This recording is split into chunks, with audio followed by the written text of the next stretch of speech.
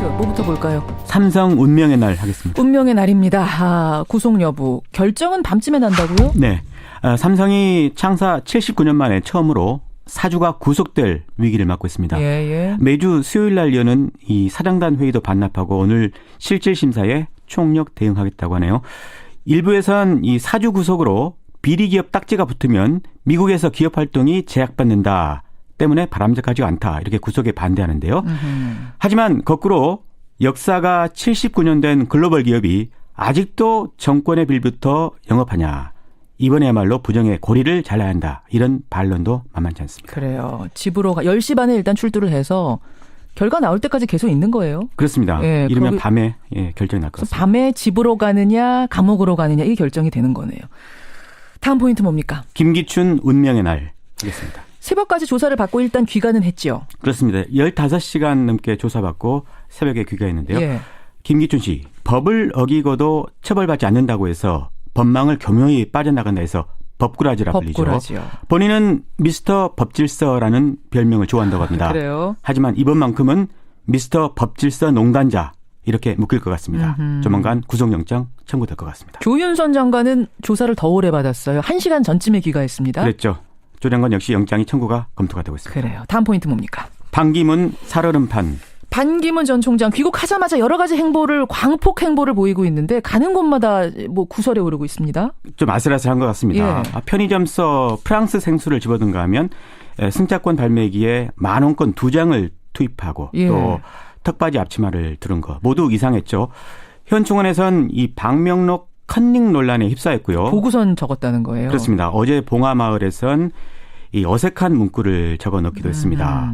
그런가 하면 본인은 돈 수수 의혹 여전히 떨치지 못하고 있고요. 또 동생이 미얀마서 유엔 지위를 이용해서 사업했다. 이런 증언도 새롭게 나왔습니다. 예. 이분 별명이 기름장어인데 양파라는 별명도 붙을까 걱정입니다. 그래서 그런가요? 귀국 후에 첫 여론조사가 오늘 나왔는데 이 귀국 전과 크게 다르지 않아서 하여튼 반기문 캠프가 좀 조바심이 날 것 같습니다. 마지막 포인트는요. 테레사 메이 영국 총리죠. 이른바 하드 브렉시트 천명했습니다. 완전하게 EU를 탈퇴하겠다 이렇게 했는데. EU 시장뿐 아니라 관세 동맹에서도 빠지겠다는 거예요? 그렇습니다. 따라서 유럽을 넘어서 세계와 거래하겠다 이런 포부를 밝혔습니다. 우리나라에 미칠 영향도 살펴야겠습니다. 여기까지 오늘의 포인트. 권민철 기자 수고하셨습니다. 고맙습니다. 예, 지금 마지막에 들은 바로 이 목소리. 정권 교체를 위해서 소수당 대선 후보가 사퇴하는 일은 절대 없다. 천명을 하면서 내일 대선 출마를 공식 선언합니다. 바로 정의당의 심상정 상임대표. 완주 의사를 분명히 했습니다. 예. 심상정 대표의 대선 출마가 이 대선 지형엔 어떻게 작용을 할까요? 정의당 심상정 대표 직접 만나보죠. 심 대표님 안녕하세요. 네, 안녕하세요. 공식 선언은 내일이라고요? 네, 그렇습니다. 그럼 이제 두 번째 대권 도전이 되시는 거죠? 네. 이번 도전 심 대표 개인으로나 정의당에게로나 어떤 의미입니까? 촛불 민심을 받드는 대선이라고 생각하고요. 예. 우리 국민들은 고단한 삶을 바꾸는 과감한 개혁 정부를 원하고 있습니다. 네, 돈이 실력인 사회가 아니라 노력과 능력만큼 평가받는 정의로운 사회 만들어야 한다는 거고요. 그것이 우리 정의당의 존재 이유고 예. 제가 가장 잘할 수 있는 일이라고 생각합니다. 아니 근데 지금 다른 후보들도 다 개혁하시겠다 그러거든요. 정치 개혁, 정권 개혁 다 나오는 거잖아요, 지금. 네, 지금까지 국민들이 권력을 준 만큼 실질적으로 개혁을 했는가 하는 것이 평가 기준이 되면 될 것 같습니다. 지난 탄핵 소추 과정에서도 예. 망설이고 또 머뭇거리고 왔다 갔다 하는 그 정치권을 우리 시민들이 정말 멱살잡이를 해서 탄핵 소추를 가결시킨 겁니다. 국민들이. 그 과정에서 저와 정의당이 중심을 잡는 일을 잘했다고 생각합니다. 그래요. 지금 공약이 세부 사항까지 다 완성되진 않았겠지만 네. 핵심적인 거 내가 이것만큼은 해보겠다 머릿속으로 구상하고 있는 게 있으실 것 같아요. 지금 촛불 민심을 통해서 드러난 국민의 요구를 한마디로 말하면 같이 좀 살자는 거거든요. 같이 살자. 네, 같이 좀 살자. 같이 좀 살자는 뭡니까? 네, 재벌 3대 세습 근절하고요. 예. 우리 시민들의 경제권, 노동권을 획기적으로 강화하는 그런 대통령 되고 싶고요. 그러기 위해서 저는 노동을 국정의 제일 과제로 삼고 예. 고용노동부를 부총리급으로 격상시키려고 합니다. 고용노동부를 아니 경제부총리는 우리가 알고 교육부총리는 아는데 고용노동부 장관을 부총리급으로. 네, 그래서 비정규직, 저임금, 장시간 노동 이거 예. 확실하게 개선해서 예. 질 좋은 일자리 만들고 일하기 좋은 나라 만들 겁니다. 예를 들면 예. 이제 엊그저께 보건복지부 워킹맘 한 분이 예. 과로사로 돌아가신 일 때문에 시민들이 엄청 안타까워하시거든요. 있었죠. 그러니까 슈퍼우먼 방지법, 그러니까 슈퍼우먼 방지를 위한 패키지 정책도 지금 준비 중에 있습니다. 슈퍼우먼 방지법. 네네. 일도 하고 엄마 일도 하고 뭐 이것저것 다 떠안아야 되는 여성 노동자들. 네, 예, 전쟁 같은 삶을 살고 있는 돌보겠다. 워킹맘들을 예. 위해서 패키지법을 준비하고 있습니다.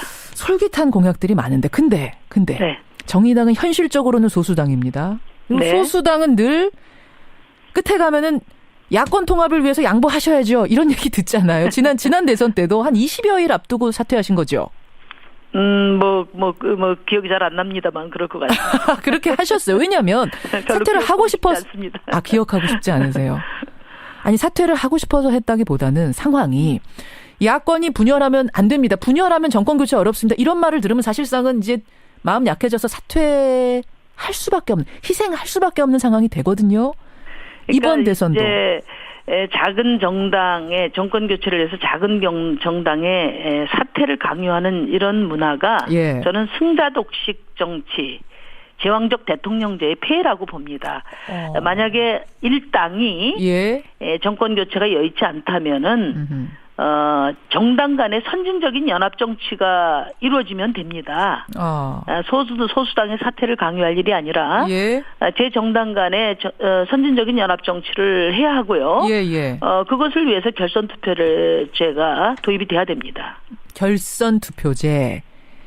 지금 국민의당에서도 강하게 요구하고 있는 게 결선 투표제고. 우리나라는 전통적인 양당 체제에서 all or nothing 이 권력을 누려왔기 때문에 그렇죠. 이런 지금 5당 체제 아닙니까? 예. 이런 다당제 하에서 치러지는 선거에서 누가 대통령이 되든지 안정적인 개혁을 추진하려면은 연합 정치가 불가피합니다. 예. 그것을 뒷받침할 결선 투표제를 도입하는 것이 정권 교체를 위해서 가장 필요한 일이다 이렇게 생각합니다.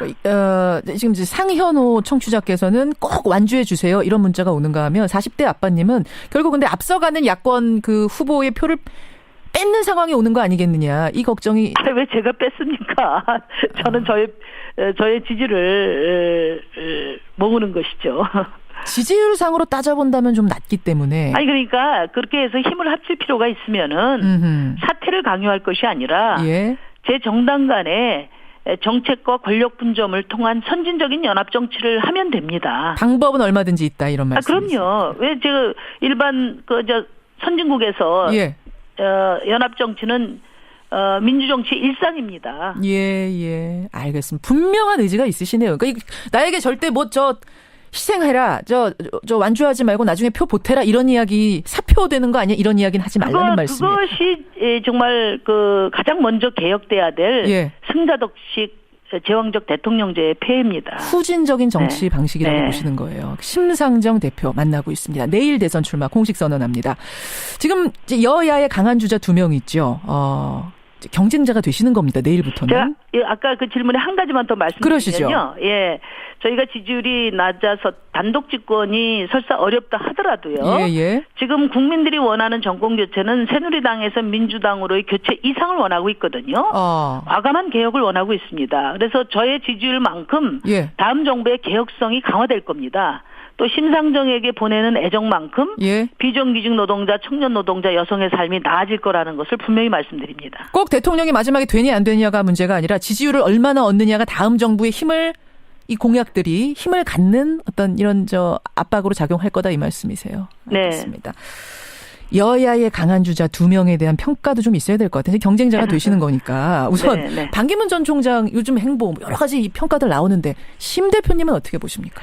아니, 근데 뭐 너무 열심히 하셔서 조기 방전되지 않을까 걱정이 되네요. 너무 이게 지금 칭찬인지 비판인지 잘 모르겠네요. 네, 방기문 총장은 사실 정치 루키시잖아요. 그렇죠. 예? 예, 그래서 본격적인 검증도 지금 시작 안 됐는데 예. 온갖 논란과 구설수에 휩싸여서 완주하실지 의문스럽습니다. 아, 완주가 의심스러울 정도세요? 네, 지금 뭐 이 온갖 논란과 구설수가 벌써 예. 하루가 멀다 하고 이렇게 제기가 되고 있는데 예. 우리 국민들이 가장 지금 진절머리를 내는 것이 측근 비리 또 권력을 사유하는 거 아니겠습니까? 그렇죠. 그 점에서 방기문 총장은 예.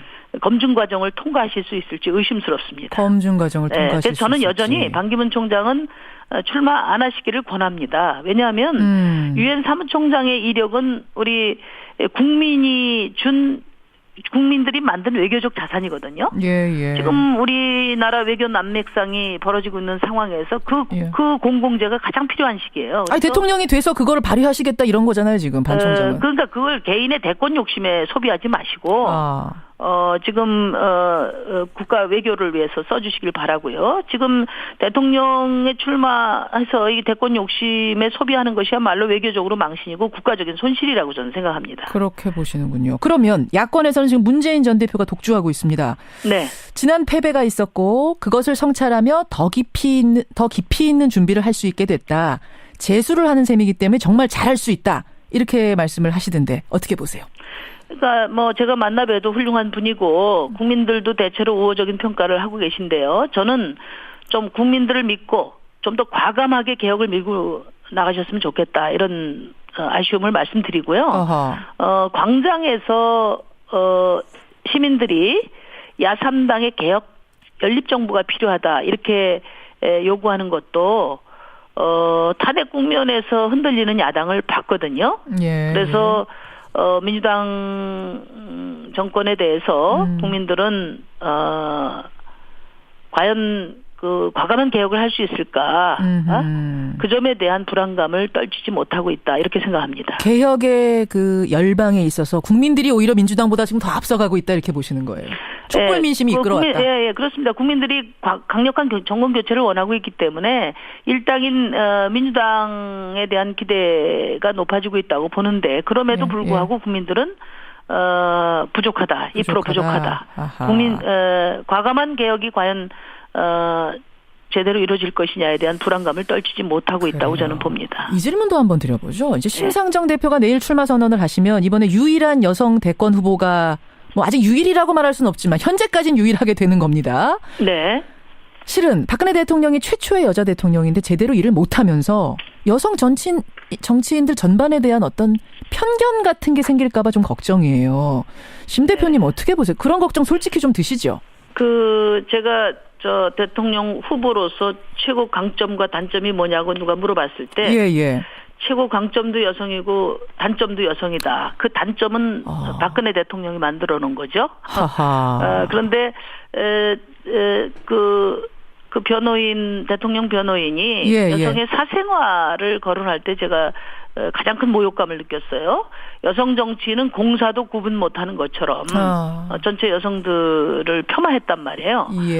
저는 지금 여성들이 얼마나 전쟁 같은 삶을 살고 있습니까? 그러니까요. 워킹맘 같은 경우에는 직장과 가정을 오가면서 전쟁 같은 삶을 살고 있는데 여성들의 이런 삶을 개선하기 위해서 어떤 일도 하지 않았고 또 오히려 여성들의 삶을 더 어렵게 만든 박근혜 대통령이 여성을 방패막이로 삼는 것은 여성들이 받아들이기 어렵다 이렇게 보고요. 여성 대통령 안 된다 이야기하는데 저는 뭐 과거 전두환 노태우 대통령이 광주 시민을 학살했을 때 남성 대통령은 더 이상 뽑지 말자 이렇게 말한 분 없거든요. 그렇죠. 이번에 그 박근혜 대통령의 실패는 박정희 대통령 딸 박근혜의 실패지 여성 대통령의 실패가 아니다. 이렇게 생각하고요. 여성 대통령 안 된다라는 말은 전체 여성에 대한 모욕이다 이렇게 보시는 거군요. 아유, 당연하죠. 알겠습니다. 여기까지 오늘 말씀 드려야겠습니다. 내일 출마 선언 잘하시고요. 오늘 귀한 시간 고맙습니다. 네, 감사합니다. 정의당 심상정 대표였습니다. 지금 이제 워킹맘 얘기 심상정 대표가 하셨는데 표창원 의원이요. 정치인들 선출직 정치인, 저 공무원에 대해서도 65세 정년을 두자. 대통령도 65세, 국회의원도 65세 정년 두자라는 얘기 어제 해서 아주 이제 논란이 좀 컸거든요. 좀 됐죠. 예, 맞습니다. 생각 좀 해보셨어요? 저는 뭐 그 주장에는 동의하지 않습니다. 개인적으로는. 예, 그렇습니다. 저희가요, 잠시 후에 표창원 의원이 출연합니다. 네. 이 부분에 대한 설명을 들을 텐데, 어제 예고를 올리자 질문이 100개가 쏟아졌습니다. 100개가 지금 페이스북으로 들어온 게 100개가 넘어요. 이것들 정리를 좀 해가면서 2부에서 표창원 의원하고 얘기를 좀 해보도록 한마디만 더 덧붙이자면 하세요. 지금 민주당 의원들은 떨어지는 낙엽도 조심해야 된다. 그 말 한마디는 제가 덧붙이고 싶습니다. 표창원 의원한테 전화할게요. 제가. 예, 알겠습니다. 행간가죠. 뭐 가지고 오셨습니까? 어제 최순실 국정농단 사건 형사재판이 있었습니다. 예. 이 최순실과 장시호 이 법정에서 어떤 모습으로 만날지 엄청난 관심을 모았는데요. 이 이모와 조카가 한 법정에 섰는데 예. 서로 눈길 한번 안 줬습니다. 이 법정서 눈도 안 마주친 최순실과 장시호. 이 뉴스의 행간을 좀 살펴볼까 합니다. 사실은 두 사람이 아주 신뢰하는 관계였었잖아요. 그러니까 네, 그렇죠. 뭐 네가 동계센터 맡아라, 뭐 이모 할게요. 이랬던 거잖아요. 항상 비서처럼 데리고 다니기도 하고요. 그러니까요. 그러니까 이모가 가장 신뢰하는 조카 사이였는데 예. 두 사람 사이에서 그 전혀 눈도 안 마주치면서 뭔가 싸늘한 어떤 기운 같은 거 아마 TV 화면 보신 분들은 느꼈습니다. 아셨을 거예요. 예. 이 오전 10시 10분 서울중앙지법 417호 대법정에서 이제 공판이 열렸는데요. 오후 2시 넘어까지 한 4시간 동안 어쩜 그렇게 서로 눈도 한번 안 마주칠 수 있습니까? 인사는 고사하고 시선 교환조차 안 했다는 거예요. 안 했어요. 눈 인사 보통 이제 할 수 있잖아요. 이렇게 그렇죠. 얼굴 이렇게 들면 서로 보이는 자리였거든요. 예. 두 명 사이에 양쪽 변호인이 한 명씩 이렇게 앉았고 그 중간에 김종 전 차관이 있었거든요. 그렇죠. 그러니까 3명 사이 건너에 이모와 조카가 있었던 거예요. 예. 근데 눈도 안 마주치는 거 보면서 이 시베리아 찬바람이 쌩쌩 부는 것 같은 느낌을 받았습니다. 맞습니다. 두 사람 사이가 이렇게 틀어진 거는 뭐 결정적인 이유가 태블릿 PC라고 할 수 있겠죠. 장시호가 제출한 그 이모의 태블릿 PC. 네. 두 번째 태블릿 PC 요거죠. 이모가 맡아달라고 했던 태블릿 PC를 특검에 제출을 하면서 예. 이모한테 등을 돌리게 된 건데요. 이 얘기를 들은 최순실은 또 어디 나한테 덤터기를 씌우냐 이러면서 격분을 했다는 얘기도 화를 들립니다. 냈다고 합니다. 그래서 장시호 씨가 이모가 무서워서 구치소 접견실에도 못 나온다는 이런 말까지 들리기도 했었죠. 참, 어제 법정에서 원수 사이로 만난 이모와 조카 최순실과 장시호. 이 뉴스의 행간 이면엔 뭐가 숨어 있습니까? 첫 번째 인간은 피가 물보다 진하지 않을 때도 있다입니다.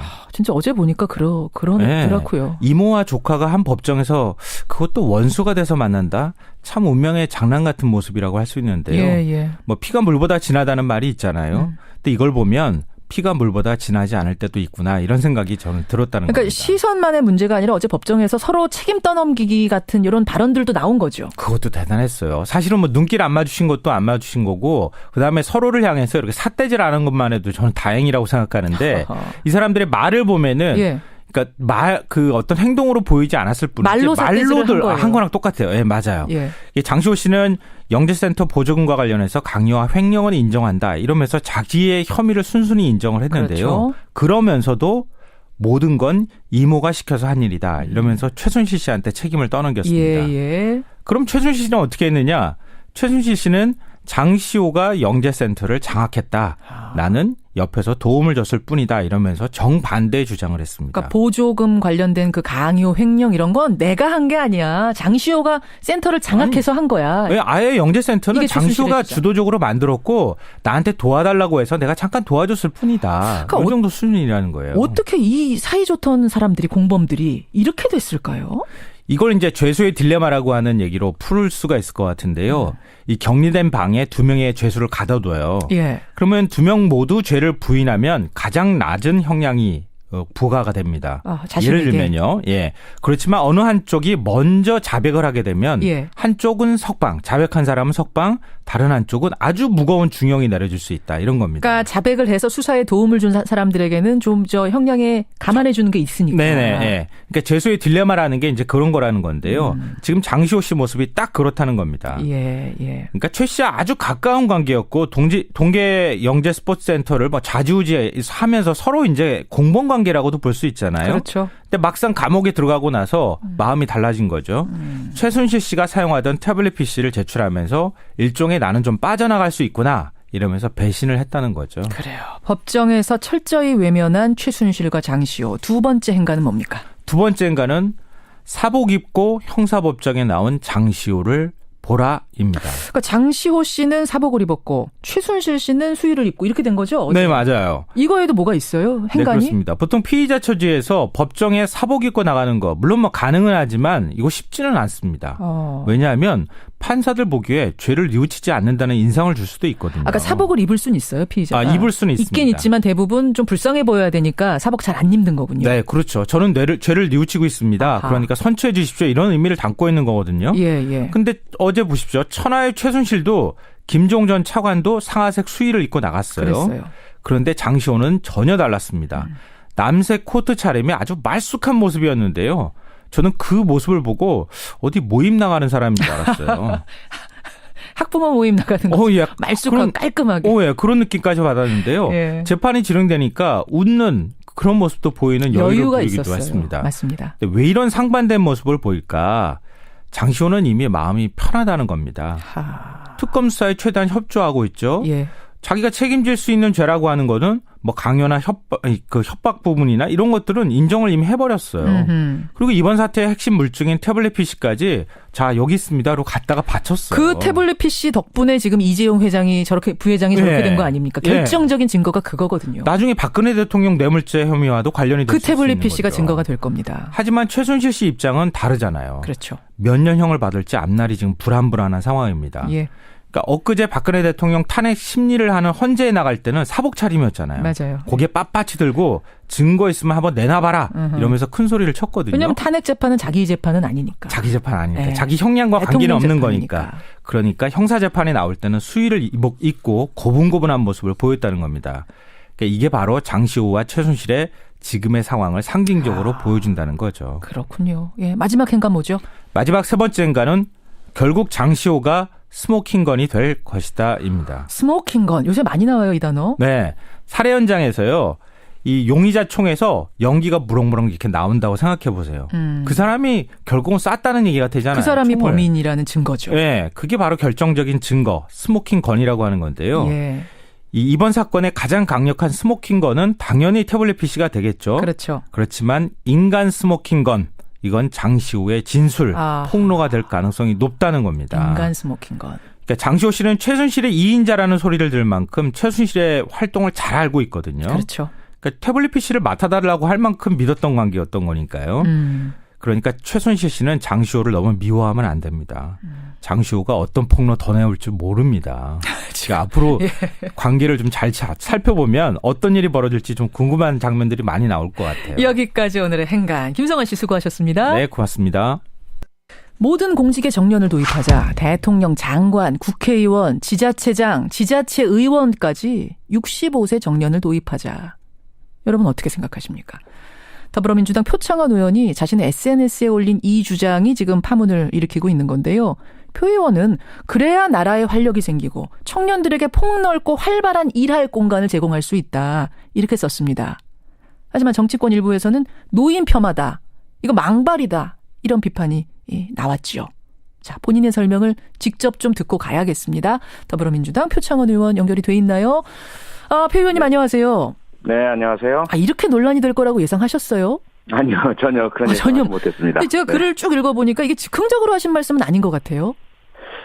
며칠간 제가 좀 몸이 아팠고 몸살을 좀 앓았고요. 예. 그래서 저도 이제 몸이 녹슬었다 이렇게 생각을 하면서 처지를 이렇게 봤더니 그동안 제가 뭐 경찰관 교수 또 여러 직업들을 해왔는데 다 정년이 있었거든요. 그렇죠. 그런데 정치인이나 그 고위급 장관들은 정년이 없고 연세도 많으신 분들이 주로 다 찾아오고 계시는 현상을 보고 나는 언제 은퇴할 수 있을까 뭐 이렇게 하다가 좀 정리해서 그 생각을 쓴 겁니다. 그 설명을 그럼 좀 들어보죠. 일단 일반직 공무원들은 지금 다 정년이 있는 거죠? 다 있죠. 다 있죠. 네. 선출직 공무원만 없는 거죠? 네, 그렇습니다. 예, 그럼 대통령을 비롯해서 모든 선출직 공무원의 65세 정년 도입 어떤 취지입니까? 선출직만 없는 게 아니고요. 장관도 임명직인데도 없습니다. 그러네요. 정부직의 상당수가 정년이 없죠. 고위 공무원, 예. 네. 그래서 앞서 말씀드린 것 같은 취지이고요. 더구나 이 공직 아닙니까? 상당히 중요한 국민 전체에게 영향을 미치는 공직이기 때문에 만약에 다른 공직에도 정년이 있다면 이 선출직 최고위직에도 있어야 되지 않느냐라는 취지고요. 또 하나는 하한은 있잖아요. 대통령에 출마하려면 40세 이상이 되어야 하고요. 하한선 있죠. 네, 국회의원이 되려면 25세 이상이어야 합니다. 예, 예. 그렇다면 차라리 이 하한도 없애버리면 좋다고 저는 생각을 해요. 누구나 나설 수 있고 연령과 상관없이 본인 능력에 따라서 선택받으면 되니까요. 아, 잠깐만요. 그러면 정년은 도입하지 하한은 없애자 이 말씀이세요? 아니면은 아닙니다. 없애려면 다 없애고. 없애려면 다 없애라. 예, 선출직의 특성을 살려서 없애려면 다 없애고. 예. 두려면 하한도 듯이 상한도 둬야 된다 이런 말씀이죠. 네. 둬야 된다.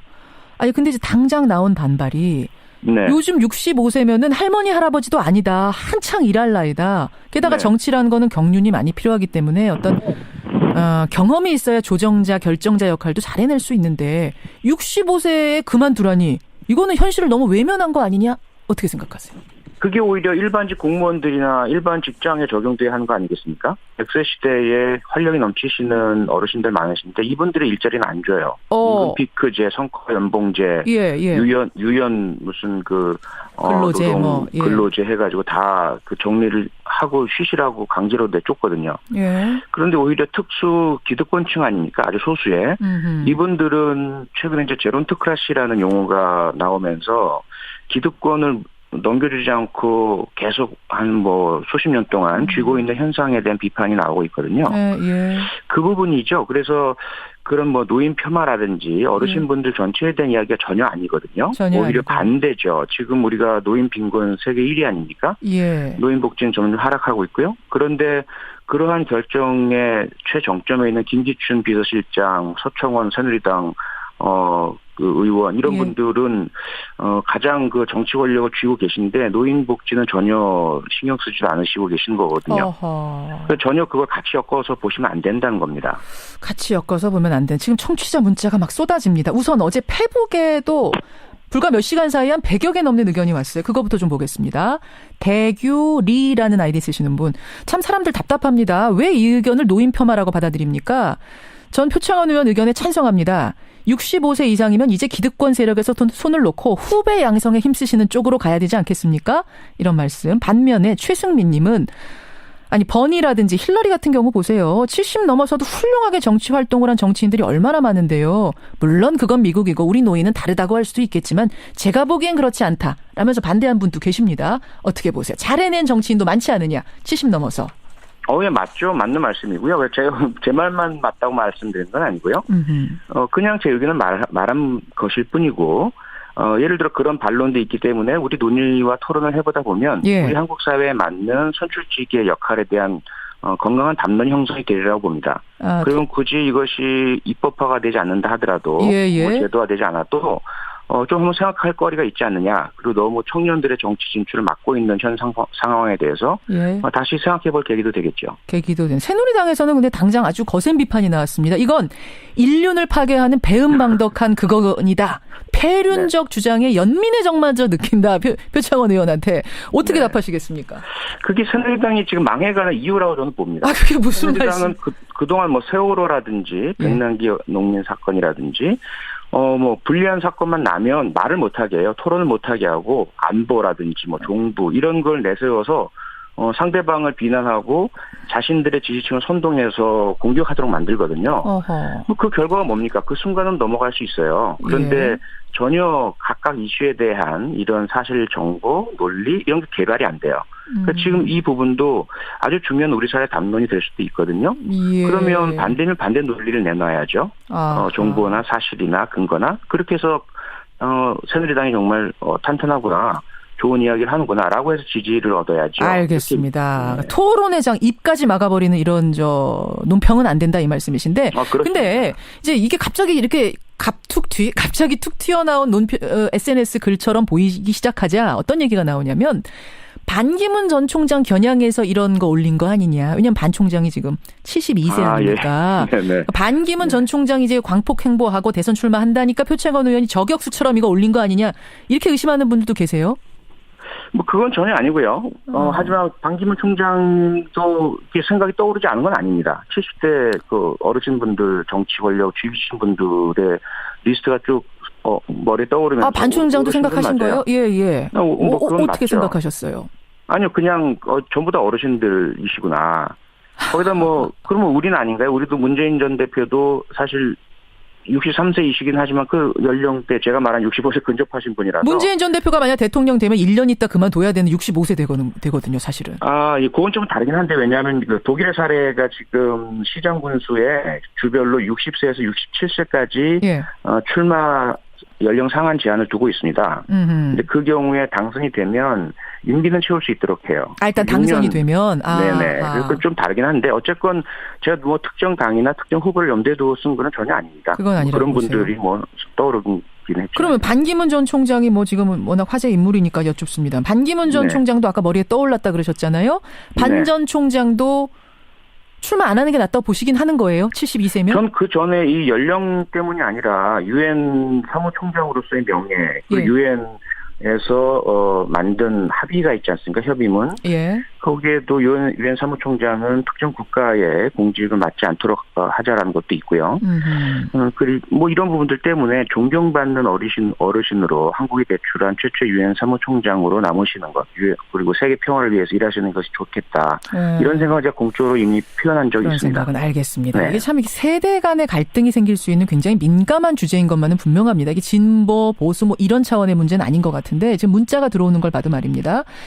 아까 어디 있었나요? 지금 문자가 너무 많이 들어와가지고 한 분은 65세 이렇게 나이 제한을 두는 것보다 연임을 못하게 하는 방식. 그러니까 한 분은 다시 도전 못하게 한다든지 이런 식으로 하는 건 어떻겠느냐 이런 의견도 지금 들어오고요. 네, 아주 좋은 생각이시죠. 그것도 김민선님은 적극 공감합니다. 김기춘 실장 기억력이 쇠퇴해서 지금 깜빡깜빡하는 사람이 어떻게 정치 일선에서 의사결정을 중요한 것들을 하겠습니까? 이런 문자도 좀 들어오고 찬반이 막 쏟아지네요. 여러분 좀 보내주시고요. 유권자가 0442님은 유권자가 판단하게 해야지 선출직인데 나이를 제한하는 건 이거는 말이 안 된다라는 문자도 들어옵니다. 표창원 의원님. 네. 그러니까 결국은 내 말이 맞다, 꼭 맞다 이건 아니고 일단 이런 생각도 있으니 토론의 장을 좀 열어보자 이 말씀이신 거죠? 그럼요. 얘기 좀 해보자는 거죠. 저도 지금 말씀 듣고 보니까 토론을 한번 해야겠어요. 하면 좀 나오시겠어요?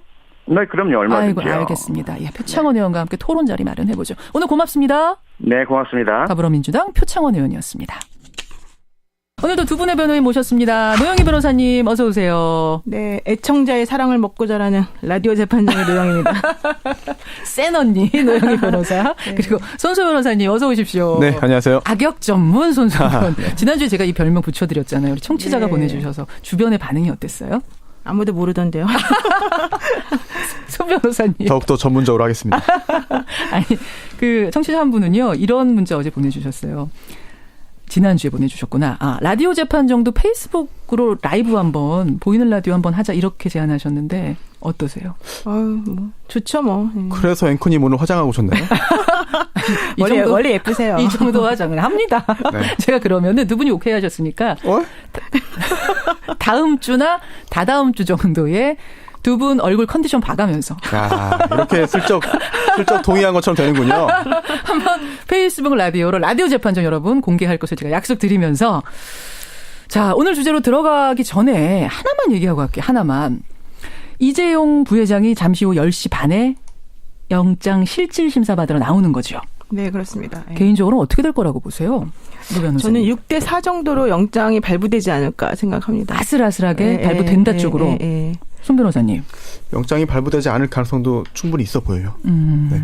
그래요. 불구속 수사가 원칙인 거고 구속 사유가 존재해야 예외적으로 구속한 다음에 수사하는 것이기 때문에 국민들의 법감정은 당연히 구속되어야 되는 거 아니냐라고 생각하시겠지만 엄밀히 볼 때는 과연 증거인멸의 우려가 있겠느냐 이 부분에 대해서 법원에서 굉장히 엄격하게 판단할 것 같습니다. 그러니까 두 분 다 지금 아슬아슬하게 보시는 거군요. 어느 한쪽이라고 단정적으로 지금 예상하기는 어려운 것 같아요. 그런데 이제 그 기존에 이미 구속 영장이 발부돼서 구속되어 있는 분들의 예와 그 다음에 만약에 이 사건이 영장이 발부되지 않았을 경우에 미치는 파장, 국민적인 것도 그렇고 법리적으로도 그렇고 앞으로 이제 그렇게 되면 특검이 수사를 못 하거든요. 뇌물죄와 관련해서 특히 대통령에 대해서는 수사를 더 못 하게 되기 때문에 그런 것들을 고려해 봤을 때에는 영장이 발부되는 쪽으로 조금 무게가 더 가는 거 아닌가 이런 생각이 듭니다. 여러 가지를 봐야겠습니다만 물론 그 장시호 씨 같은 경우에 이제 20억 원이 채 달하지 않는 그런 금액의 혐의로 지금 구속됐거든요. 16억 원이죠. 그렇습니다.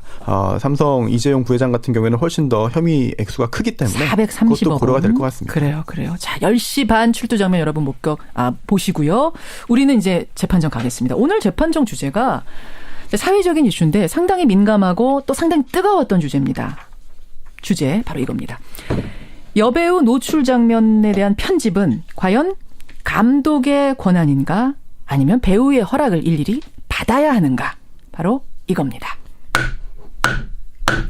손 변호사님. 네. 이게 그러니까 얼마 전에 대법 판결까지 난 거예요? 대법원은 아니고요. 대법은 아니고요. 네, 1심 판결이 선고됐습니다. 1심까지. 네. 어떤 사건이에요? 이제 그 여배우 광모 씨가 감독 이모 씨가 연출한 영화에 출연했는데요. 예. 이때 계약서를 작성했습니다. 노출 정도는 협의해서 결정하기로. 노출의 정도는. 네, 그런데 그 후에 감독이 배우를 설득했습니다.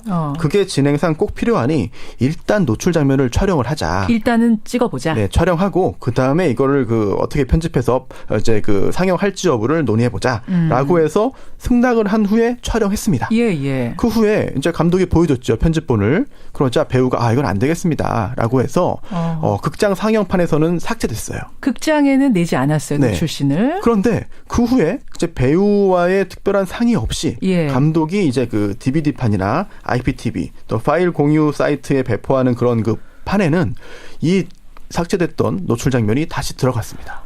무삭제 노출판 혹은 감독판 이렇게 해서 나오는 것들 있잖아요. 그런데 지금 그 말씀은 조금 어폐가 있는 것이요. 예. 지금 그 손 변호사님이 설명하신 그러한 내용은 사실이 아니고 그것은 그 배우가 주장하는 내용입니다. 배우의 주장 쪽에 가까운. 그러면 노 변호사님이 알고 계시는 건 뭔데요? 이 사건 같은 경우에는 그러니까 감독과 제작사의 주장과 배우의 주장이 서로 다른데요. 지금 손 변호사님이 설명하는 부분은 배우가 주장한 부분을 그대로 얘기를 하신 거예요. 앞부분에 대해서. 그러면 알겠습니다. 그러면 지금 이 말씀을 듣고 보니 두 분의 주장이 어떻게 갈리는지 제가 짐작할 수 있는데 그럼 일단 손 변호사님은 여배우 쪽이시네요. 네. 일단 그 입장 갈리는 부분은 뒤에 나올 것 같아가지고 법원에서는 일단 그 검사가 기소했습니다. 이제 그 성폭력 범죄의 처벌에 관한 특례법 위반이다. 카메라 등 이용을 촬영했다. 카메라를 이용한 촬영이다라고 해서 기소했고요. 하지만 법원에서는 1심에서 무죄 판결을 선고했습니다. 그러니까 이게 이제 허락을 이 성폭력 범죄의 처벌 등에 관한 특례법 위반 카메라 등 이용 촬영이라고 하는 죄는 당사자의 허락을 받지 않고 촬영을 하거나 배포하는 경우에 해당이 되는 범죄명이거든요. 그 부분에 관련해서 이제 우리 손 변호사님께서는 그 배우의 주장대로 이것은 그 여배우의 허락을 받지 않고 촬영한 것이고 내지는 허락을 받았다 하더라도 그 배포에 관련해서 여배우의 주장을 받아들이지 않았다라고 얘기를 하시는 것이고 제가 말하는 것은 그렇지 않았다. 자, 그러면 알겠습니다. 일단 노 변호사님은 감독의 정당한 권리 행사다. 감독은 무죄다. 계약에 근거해서 이루어진 행위이다. 무삭제판, 감독판에 노출신 낼 수 있다. 이쪽이신 거고요. 손 변호사님은 무슨 말이냐. 극장판에 못 냈듯이 감독판 낼 때도 허락을 받았어야 된다. 여배우 편. 여배우의 허락이 필요하다. 감독은 유죄다. 이쪽이신 거네요. 네. 자, 보내주시면 됩니다, 여러분. 50원에 단문 100원의 장문 유료 문자 샵 1212 카톡 레인보우까지 열어놓고 손변, 노변 혹은 유죄, 무죄, 감독 기준이에요. 감독이 유죄, 감독 무죄 보내주시면 됩니다. 노 변호사님. 네네. 그러니까 해당 여배우가 자신의 몸이잖아요. 그렇죠? 내 초상권이고. 근데 반대하면은 노출 장면 못 내보내는 건 너무 당연한 얘기 아니에요? 그렇죠. 당연히 그렇죠. 근데 여기서는 계약이 있었다는 것을 전제로 얘기하는 건데요. 계약서. 네, 판사님이 이제 인정한 이유가 무죄라고 판단하신 이유가 감독과 배우 간의 사전 계약이 있었다라고 하는 건데요. 계약서가 어떻게 우선 돼 있었어요? 제가 이제 말씀을 드리면은 이 사건은 두 가지 측면에서 살펴보아야 되는데 첫 번째로는 배우와 감독 간의 이 노출 장면에 대해서 사전에 약속한 바가 있었느냐 하는 것이고요. 두 번째로는 서로 간에 그 사전에 약속한 바가 있느냐 없느냐와 관련해서 말이 다르기 때문에 누구 말을 더 믿을만한가 이제 이걸 지금 판단하는 거예요. 그래서 감독 입장에서의 말은 무엇이었냐 하면 아까 이제 손 변호사님이 이미 배우 입장을 말씀하셨으니까 배우와 감독 간의 노출 장면에 대해서 사전에 약속한 바가 있고 계약서에 그러한 내용이 이미 적시되어 있으며 그에 따라 촬영이 이루어졌다. 그리고 영화를 찍는 과정이나 최종 영상 편집본까지 전부 배우와 공유를 했었고 이때까지도 배우 측에서 아무런 이의 제기가 없었는데 배우가 갑자기 마음을 바꿔서 내 노출 장면을 영화로 내보내려면 3억 원을 달라고 했다. 영화 제작비가 1억 원인데 배우가 사전 합의를 어기고 3억 원을 요구하는 것은 너무 심하다라고 생각을 해서 예. 처음에는 배우를 그냥 일단은 좀 달래야 된다라고 하는 생각에 미안하다고도 하면서 미안하다는 얘기를 또 했어요. 예. 감독판 그렇게 낸 거 약속 없이 낸 거 미안해란 얘기는 했다. 아니 그러니까 처음에 그렇죠. 이제 처음 이거는 미안하다는 말은 처음에 먼저 하면서 한 거예요. 그러니까 감독판을 나중에 내보낸 것이기 때문에, 그러니까 극장판에는 노출 장면을 삭제해서 먼저 내보냈고요. 나중에 감독 무삭제판에서만 노출 장면을 편집하지 않고 내보냈는데 이 미안하다는 말은 처음에 극장판 노출 내보내기 전에 이제 배우가 뭐 내보내지 마세요라고 말을 하니까. 그래 미안하다 달래면서 미안하다 그래 극장판에 내가 안 내보내마 이제 이렇게 말을 했다라는 거죠. 그랬다. 네, 그렇지만 그거는 달래려고 미안하다고 한 것뿐이지 내가 뭐가 뭐 안 돼서 그런 게 원래는 낼 수 있다. 원래 계약서상 원래는 낼 수 있는 건데 이제 배우를 달래야 된다. 왜냐하면 배우들이 마음이 좀 잘 변하기 때문에 좀 달래야 된다라고 하는 측면에서 말을 한 것이다 이런 얘기입니다. 손 변호사님. 논의가 좀 약간 흐트러진 것 같은데 이게 기소된 게요. 성폭력 범죄 처벌 등에 관한 특례법 위반입니다. 14조에 카메라 등을 이용한 촬영죄가 있어요. 그래서 다른 사람의 신체를 이제 허락 없이 촬영하면 처벌받거든요. 그런데 촬영 당시에는 동의하에 했더라도 이제 이 촬영물을 의사에 반해서 반포, 판매, 임대, 제공, 전시, 상영하면 3년 이하의 징역 또는 500만 원 이하의 벌금에 처합니다. 그러니까 촬영할 때는 뭐 쌍방이 다 허가하에 했더라도 동의하에 했더라도 나중에 마음이 바뀌면 배포 못한다. 그래서 그 순간부터 지금 여기서 이 감독이 유죄냐 무죄냐를 결정하는 그런 기준은 과연 이게 배우의 의사의 동의하에 했던 것이냐 반포 자체를 아니면은 배우가 하지 말라고 했는데 한 것이냐인데요. 그걸 따지기 위해서는 중요한 게 또 하나가 바로 배우와의 합의 여부, 계약 여부입니다. 계약서. 즉 감독과 배우가 어떻게 계약했느냐. 근데 지금 노 변호사님은 계약서에 다 있다는 거거든요. 그 계약서가 작성되었어요. 그런데 이 계약서가 있지만 지금 배우 측의 주장은 이런 거죠. 배우와 검사의 주장은 이랬던 거죠. 어떤 거예요? 이 계약서 이외에 추가로 구두 약정이 있었다. 구두 약정이 있었다. 네. 근데 구두로 하는 약정도 효력이 있어요? 똑같습니다. 그래요? 구두 약정도 계약서에 쓴 것과 효력은 똑같은데요. 따라서 이 배우와 검사가 이런 주장을 한 거죠. 애초에 이 계약서 상에는 촬영 여부에 대한 촬영 여부를 동의하에 하도록 되어 있는데 촬영 후에도 그 영상 그 부분을 사용할지 말지에 대해서 합의하기로 했던 구두 약정이 있었다라고 주장을 한 것이고요. 그 구두 약정에 대해서는 감독도 인정했습니까? 아니죠. 감독은 또 안 인정하고 그렇죠. 있는 게 지금 문제였군요. 감독과 판사님의 판단은 그게 아니었다는 거죠. 감독과 배우가 작성한 계약서에 의하면 노출 장면은 감독과 배우가 사전에 충분한 합의하에 진행한다라고 되어 있고 만약에 촬영 중에 사전에 합의된 내용 이외의 요구를 할 경우에 배우는 거부할 수 있다고 되어 있기 때문에 만약에 그런 상반신 노출이 합의된 것이 아니었다라고 한다면 감독이 배우에게 그런 장면을 찍자고 하기도 어렵거니와 설사 찍자고 했다고 하더라도 배우가 거절했을 것이다. 그런데 감독이 이걸 촬영할 때 배우는 응했다. 그래서 그 노출 장면이 이미 촬영이 되었었고 그런 촬영을 할 때에 이 여배우가 노출 장면 촬영의 조건을 단 건 아니었다. 나중에 이제 무삭제판, 감독의 무삭제판이 배포된 다음에 이제 뭐라고 화를 낸 건데요. 알겠습니다. 알겠습니다. 청취자 의견 한번 보겠습니다. 3238-5446-7051 양하근님 등 많은 분들은 근데 노출 장면이 싫으면 아예 안 찍었어야 된다는 거죠. 그렇죠. 촬영부터 금했어야 오를 것 같습니다. 이렇게 말씀하시고 8672님 강제로 찍은 게 아니라면 결국 누군가가 보라는 얘기 아니겠습니까? 라면서 노변 쪽 손을 들어주는 분이 있는가 하면 5455님은 감독이 꼼수 부려서 촬영을 해낸 것 같다. 이거는 감독의 유죄다. 이수민님 배우의 인권이 더 중요하다. 김혜은님 배우 몸에 대한 재산권은 결국은 마지막엔 배우에게 있어야 된다. 이렇게 또 손변 쪽 의견이 팽팽하게 들어오는데요. 네, 실제로도 영화산업 노조에서도 이번 사건에 대해서 굉장히 심각한 사안이다라고 그래요? 하면서 우려하는 그런 입장을 내놨습니다. 제가 이제 궁금한 게 이거랑은 조금 다른 사안인데 말이죠. 최근에 논란이 된 외국 사례가 하나 있었습니다. 파리에서의 마지막 탱고라는 영화. 1972년 영화인데 이게 굉장한 명작으로 기억이 되고 있는데 얼마 전에 감독이 이런 인터뷰를 했어요. 당시 그 파리에서의 마지막 탱고 영화 속에는 성폭행 장면이 있었는데 이걸 여배우에게 사전 설명하지 않은 채 남자 배우와 감독만 알고 찍은 장면이다라고 고백을 하면서 이게 영화계에 큰 파장을 일으켰던 적이 있거든요.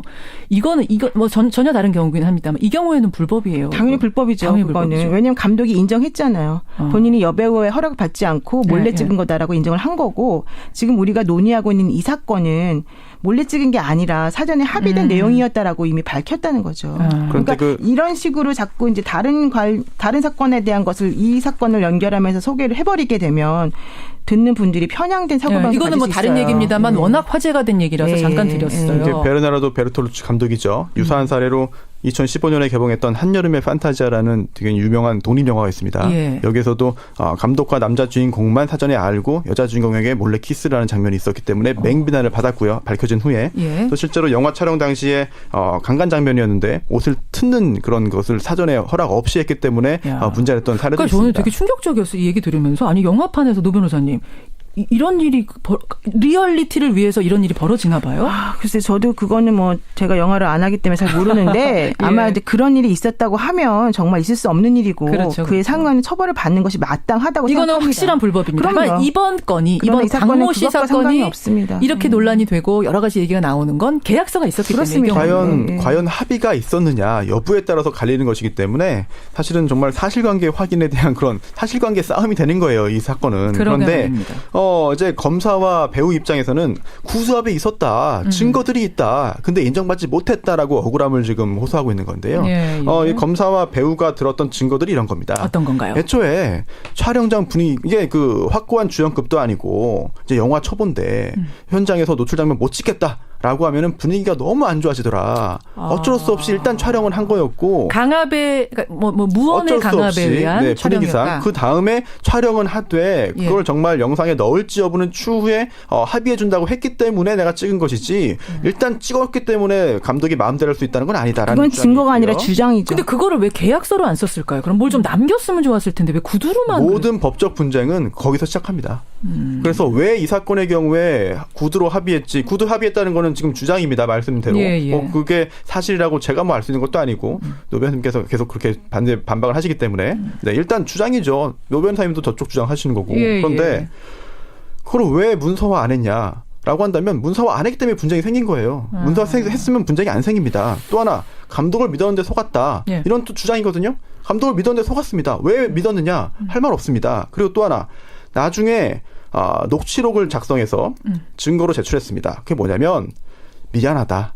라고 하면서 달랬습니다. 아까 노 변호사님 말씀하신 그 미안하다. 근데 그 미안하다도 달래기 위해서 그렇습니다. 어쩔 수 없이 한 말이라는 거거든요. 누가 주장이 더 타당한지는 법관이 좀 판단하겠습니다만 어쨌든 강력하게 항의를 하자. 아니 왜 허락도 없이 합의와 달리 허락도 없이 방송 그 IPTV에다가 했습니까?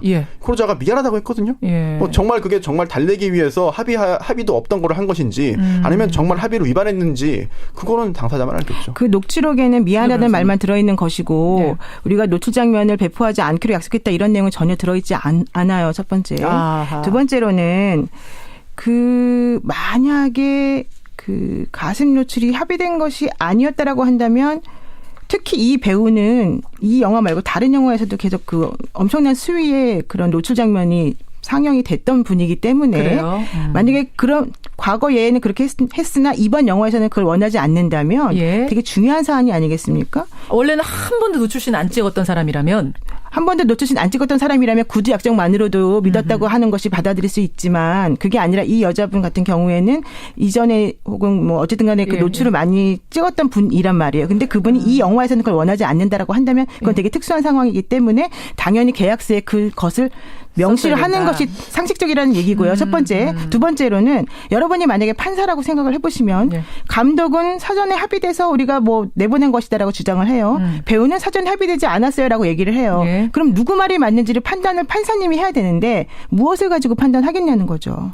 이거 굉장히 중요한 부분이라 제가 시간이 없더라도 한마디 해야 되는데 이게 이렇게 뜨거울지 몰랐는데 한 번도 노출신을 찍지 동의할 수 없습니다만 한 번도 노출신을 찍지 않은 사람이라고 한다면 믿을 수 있다고 하셨잖아요. 아니 그렇게 말한 게 아니고 가능성 면에서. 예. 이거 아니 그 중요한 장면이기 때문에 처음이에요. 구두가 아니라 문서를 넣었어야 된다는 처음이에요. 거죠. 노출 이 영화 전에 찍은 적 없어요. 영화가 첫 영화였어요? 아니에요, 그렇지 않아요.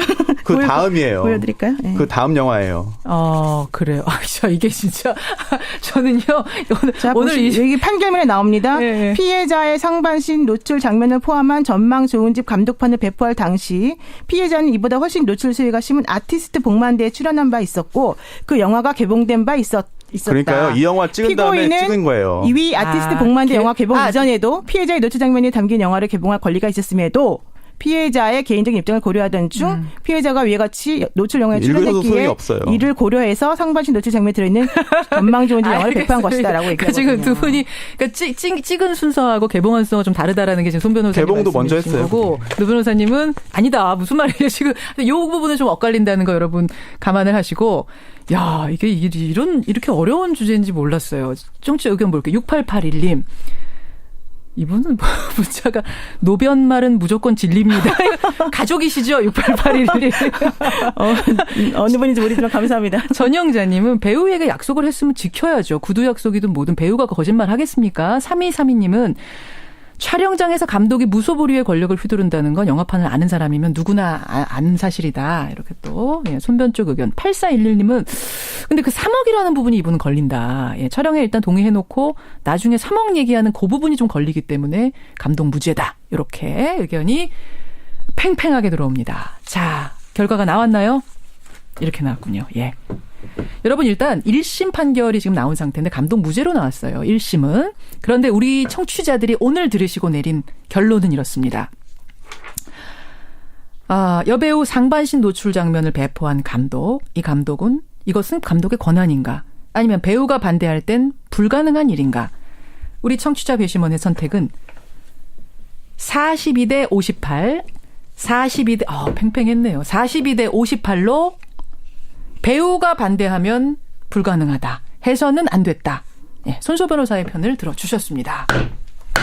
그런데요, 그 배우가 반대하면이라고 하니까 약간 좀 그 유도적인 사고를 할 수밖에 없는데 그게 아니라 합의를 했음에도 불구하고 나중에 마음이 바뀌었다라고 했을 경우를 전제로 해서 얘기를 해야 되는 거거든요. 그래요. 청취자들이 아마 그건 알아들으셨긴 할 텐데 노 변호사님 오늘 굉장히 강한 의지를 가지고 감독 편을 들으셨는데 손 변호사님 마지막 발언.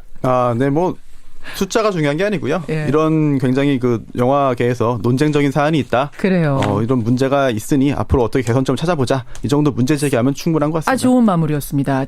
네, 맞습니다. 정말로 되게 중요한 사안이기 때문에 오늘 토론에 매우 유익했던 것 같습니다. 이렇게 뜨거울 줄 전 몰랐고요. 비니 수지 아빠님도 노변 손변이 오늘 굉장히 리얼리티를 살려서 재판정에 임해주신 것 같다. 도움이 됐다 그러셨거든요. 생각해볼 주제입니다. 특히 영화판에서 자주 일어나는 주제라는 거 여러분 우리 오늘 배웠습니다. 두 분 고생하셨고요. 네. 감사합니다. 손 잡고 나가셔야 돼요. 라디오 매주 그렇게 합니다.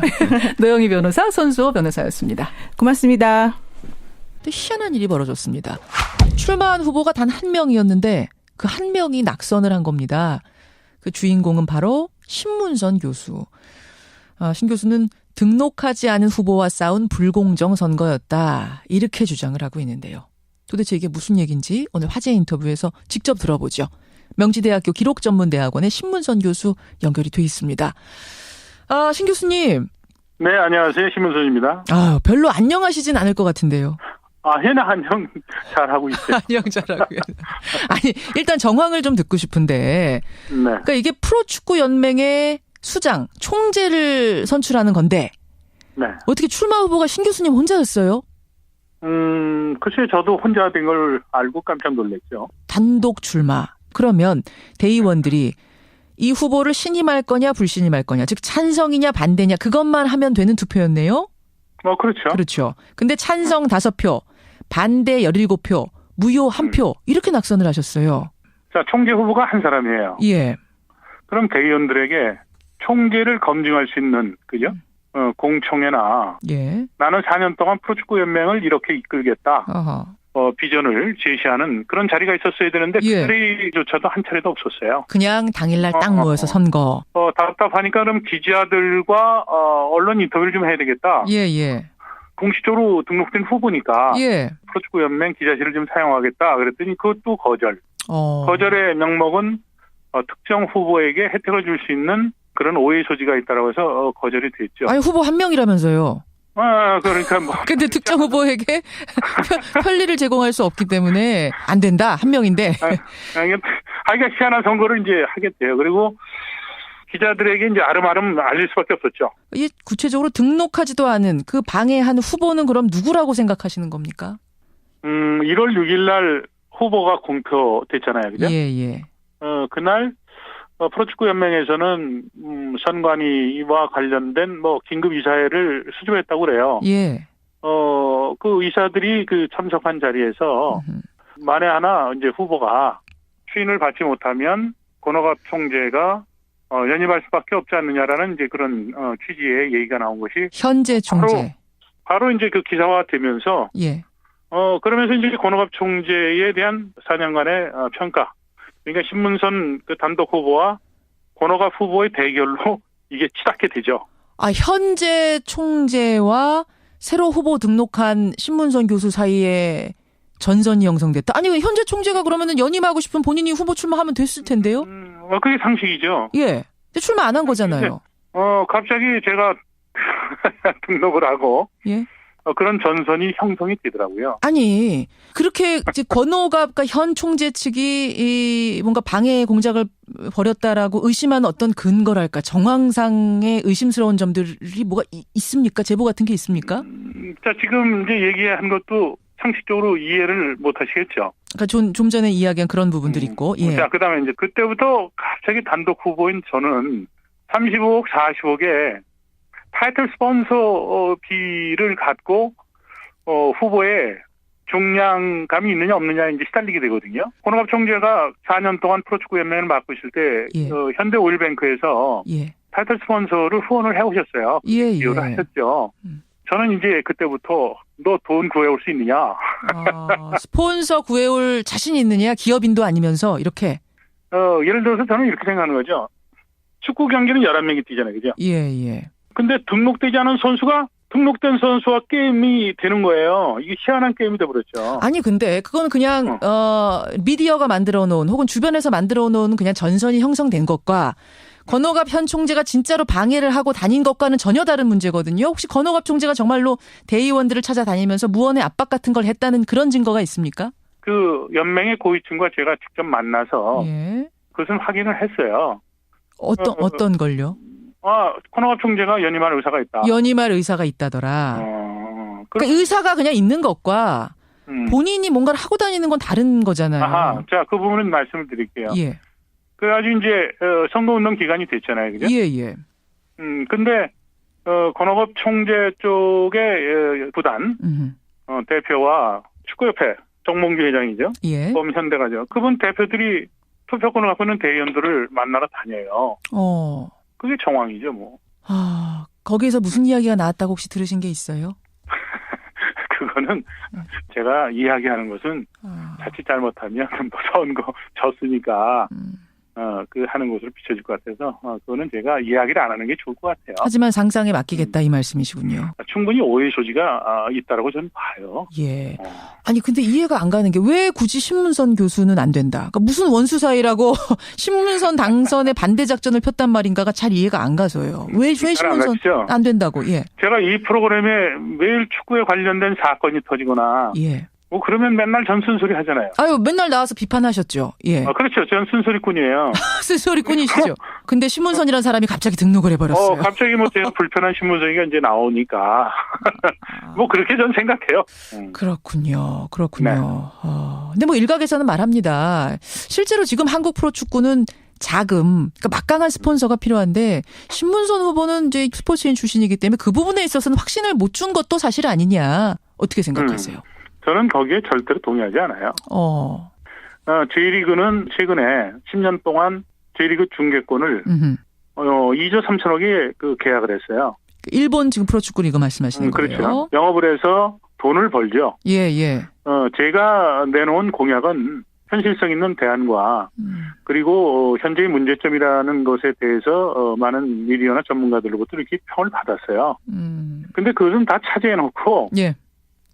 돈이에요, 돈. 돈. 대학 교수인 신문선이가 예. 집을 팔아서 30억, 40억을 갖고 오라는 얘기냐. 이제는 연맹이 변해서 결국은 그 영업 매출을 높이게 되면 이익도 늘어나게 될 거 아닙니까? 그렇죠. 그런데 이제 프레임은 갑자기 뭐 이상한 후보가 나타나고 신문선이는 돈을 못 해온다는 이상한 논리를 갖고 이야기를 하죠. 등록하지 않은 후보와 싸웠다는 게 바로 그런 의미군요. 그러면 이제 자세히 이해하시겠죠. 자, 그렇군요. 어떻게 그러면 이거 참 어떻게 공식적으로 문제 제기 절차를 밟을 수 있는 건가요? 애매하네요. 축구 경기는 90분간 경기를 하면 끝난다. 예. 심판에 오심도 있을 수 있고 경기가 끝난 이후에 경기의 승패는 뒤집을 수가 없어요. 아하. 그것을 비유해서 결과는 승복하지만 절대로 나는 지지 않았다.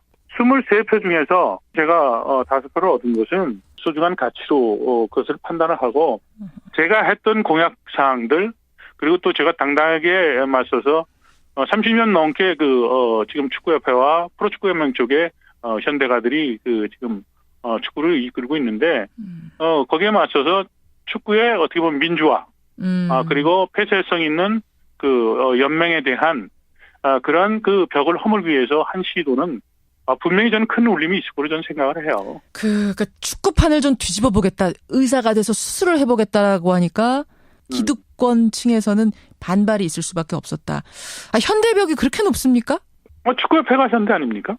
지난해 현대 인간 전북이죠. 예. 전북 현대가 심판 매수 행위로 인해서 솜방망이 처벌을 해서 그러면서 세월이 가도 이것은 또 다른 승부 조작이나 심판 비리가 터질 수 있는 개연성이 좀 높다고 본 거예요. 솜방망이로 그냥 그쳤으니까. 프로축구가 팬들로부터 신뢰를 잃고 있고 시청률은 바닥을 기고 있고 예. 저는 의사가 돼서 프로축구를 좀 수술을 해가지고 알겠습니다. 프로축구하고는 이미지를 좀 개선하겠다고 그러는데 뭐 이상한 게임에 이게 휘말려가지고 말이죠. 그렇게 된 거예요. 다음번 혹시 연맹 총재 선거 또 있으면 또 나갈 생각 있으세요? 제가 김현정 씨한테 물어볼게요. 예. 저와 똑같은 상황이라 그러면 김현정 씨는 그 게임에 나가겠습니까? 아니 저는 나갈 것 같은데요. 나가서 될 때까지 해볼 것 같은데요. 제가 우문 얘기가 제가 이 프로그램에 자주 출연하니까 예. 이 프로그램을 통해서 청취자들에게 예. 포를 하는 거예요. 야 이런 상황인데 그래도 선거에 나가야 된다. 그럼 뭐 그렇게 뭐 그런 말도 안 되는 룰이 있는데 거기 왜 나가냐? 뭐 A와 B를 놓고 한번 청취자한테 물음을 좀 구해볼까요? 그러죠. 뭐 이 프로가 뭐 인기가 있으니까. 알겠습니다. 참 씁쓸한 인터뷰인데 그래도 웃으면서 우리가 마무리하네요. 힘내시고요. 그럼요. 저는 지지 않았다니까요. 오늘 고맙습니다. 네, 감사합니다. 예, 한국 프로축구연맹 선거에 나갔다가 단독 후보였는데 낙선을 해서 오히려 그게 지금 화제가 되고 논란이 되고 있습니다. 신문성 교수였습니다.